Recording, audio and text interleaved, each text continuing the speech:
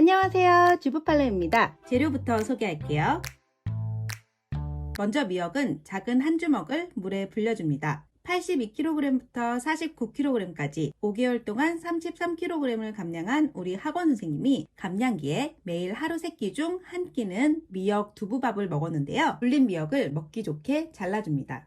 두부 4분의 3모 약 220g을 으깨줍니다. 여기에 야박하지만 밥을 딱 한 숟가락만 넣어주세요. 흰쌀밥을 넣어도 되지만 잡곡밥, 곤약밥을 더 추천합니다. 두부는 식물성 단백질이 풍부하고 미역은 단백질의 흡수와 대사를 돕기 때문에 미역과 두부는 같이 먹는 것이 좋다고 해요. 먼저 미역만 들기름을 밥숟가락으로 한 스푼 넣고 볶아줍니다. 미역에서 물이 나오면 두부와 밥을 같이 섞어서 볶아줍니다. 진간장 밥숟가락으로 한 스푼 넣고 볶아줍니다. 간이 약하고 반찬과 같이 먹는 미역 두부밥이기 때문에 이것만 먹었을 때는 맛있어요 살 빠져요는 아니고 살 빠져요 살 빠져요더라고요. 이제 덜어볼게요. 볶기 전엔 양이 많아 보였는데 딱 한 공기 정도의 양이 나옵니다.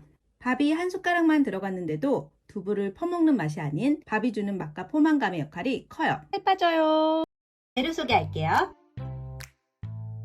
깨끗하게 씻은 콩나물 크게 한 주먹인 120g을 전자레인지에 돌려도 되는 그릇에 물기가 있는 상태로 넣어줍니다. 콩나물을 좋아하시면 한 주먹 더 넣으셔도 괜찮아요. 물 밥숟가락으로 5스푼인 약 25ml 부어줍니다. 소금 야박하게 톡톡 뿌려줍니다. 뚜껑을 덮어주세요. 전자레인지에 3분 30초간 돌려줍니다. 전자레인지에 돌린 콩나물은 이렇게 생겼어요. 찌거나 삶지 않아도 아주 잘 익었죠? 냄비나 채반 같은 설거지감이 없어 정말 간단하고 편리해요. 아래 물은 사용하지 않고 콩나물만 건져 사용할 거예요. 이제 소스 만들게요. 2번에서 3번 정도 먹을 양을 만들어 놓을 거예요. 파를 아주 잘게 잘라줍니다. 파는 대파, 쪽파 모두 관계없어요. 부추를 넣으셔도 좋아요. 소스를 만들 그릇에 파를 부어줍니다. 간장 밥숟가락으로 3스푼, 생수 밥숟가락으로 3스푼, 들기름 밥숟가락으로 1스푼, 프락토 올리고당 밥숟가락으로 1스푼 섞어주세요.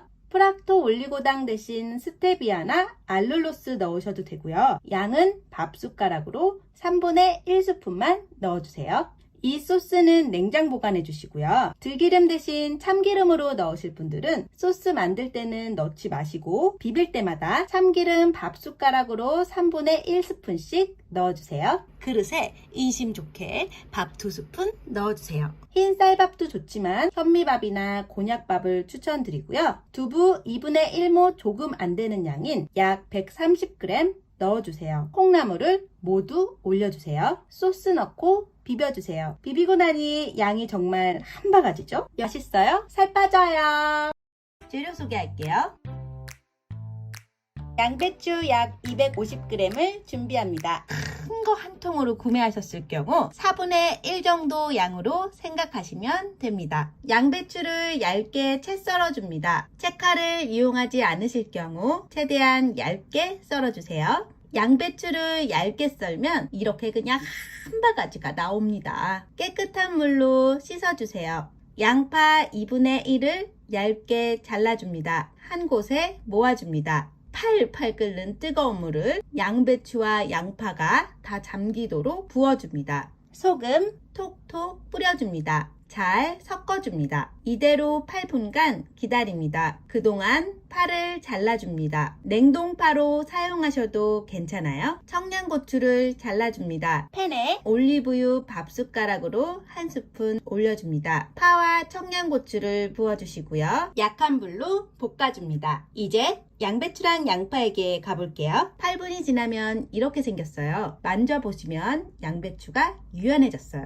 아삭하게 익은 상태인데요. 양배추 잘못 익히면 물 나오고 아주 그냥 그 물컹한 식감이 되잖아요. 그런데 이렇게 익히면 정말 맛있는 딱 아삭한 식감이 됩니다. 양배추와 양파만 건져서 팬으로 옮겨줍니다. 멸치액젓 밥숟가락으로 3분의 1스푼, 간장 밥숟가락으로 2스푼, 프락토 올리고당 밥숟가락으로 1스푼 넣고 넣고 섞어줍니다. 오랫동안 볶는 것이 아닌 비벼주는 거예요. 다 섞이면 불을 꺼주세요. 조금 식힌 후에 반찬통으로 옮겨주시면 됩니다. 냉장 보관은 5일까지 괜찮고요. 맛있어요? 살 빠져요.